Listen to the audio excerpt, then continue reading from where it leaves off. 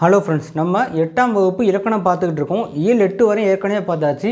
இயல் 9 கடைசி டாபிக். இன்றைக்கி என்ன டாபிக் பார்க்க போகிறோம்?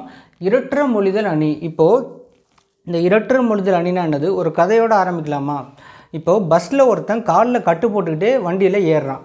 அங்கே கண்டக்டர் என்ன கேட்குறாரு? தம்பி எங்கப்பா போகணும் அப்படின்னு கேட்குறாரு. பக்கத்தில் உட்காந்துருக்க நண்பர் என்ன கேட்குறாரு? காலில் எப்படி அடிபட்டுச்சு அப்படின்னு கேட்குறாரு. இவன் என்ன சொல்கிறான்?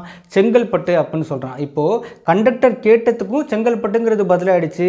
நண்பர் காலில் எப்படி அடிபட்டதுன்னு கேட்டதுக்கும் செங்கல்பட்டுங்கிறது பதிலாகிடுச்சு. இப்போது இதான் நமக்கு இரட்டர மொழிதல் அணி. ஒரு தொடரோ அல்லது சொல்லோ இரு பொருள் தருமாறு அமைவது இரட்டர மொழிதல் அணி. இப்போ புரிஞ்சுதா உங்களுக்கு? ஒரு தொடரோ அல்லது சொல்லோ இரு பொருள் தருமாறு அமைவது இரட்டர மொழிதல் அணி. இப்போது இந்த எக்ஸாம்பிள் பாருங்கள். ஓடும் இருக்கும் அதனுள் வாய் வெளுத்திருக்கும், நாடு குலைத்தனக்கு நாணாது செடியே தீங்காயாது இல்லா திருமலையாரே என்வரையில் தேங்காயும் நாயும் நேர் செப்பு. இப்போது இந்த பேராகிராஃபில் 2 பொருள் இருக்குது. தேங்காயை பற்றியும் இருக்குது, நாயை பற்றியும் இருக்குது. தேங்காயில் ஓடு இருக்கும், தேங்காயின் உட்பகுதி வெண்மை நிறத்தில் இருக்கும், தேங்காய் கோணல் இல்லாமல் குலையாக தொங்கும்.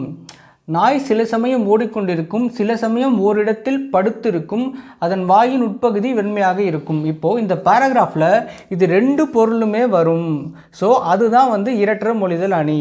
இப்போ இந்த பேராகிராஃபில் ஃபஸ்ட்டு 2 வரியை கொடுத்துட்டு இது என்ன அணின்னு கேட்டால் நம்ம என்ன போடணும்? இரட்டர மொழிதல் அணி அப்படின்னு போட்டுறணும். பார்த்துக்கோங்க, இந்த பேராகிராஃபை கரெக்டாக பார்த்துக்கோங்க. இப்போது இரட்டர மொழிதல் அணின்னா உங்களுக்கு கிளியராக புரிஞ்சிருக்கும். இதோட நமக்கு 8ஆம் வகுப்பு இலக்கணம் ஃபுல்லாகவே முடிஞ்சிருச்சு. நம்ம அடுத்தது 9ஆம் வகுப்பு இலக்கணத்தை ஆரம்பிக்கலாம்.